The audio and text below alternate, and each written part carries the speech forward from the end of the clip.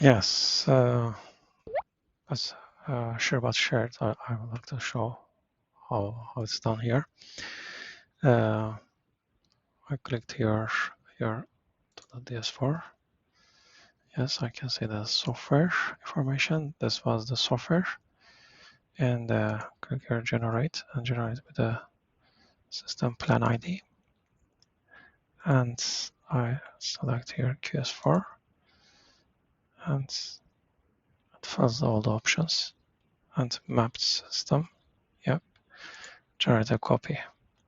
A new plan generated with a copy. I select keep here, it downloads. I select OK and close this one.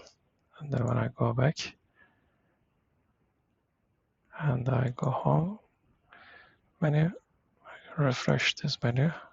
It's like 214 transactions. Let's see if it's going to update it.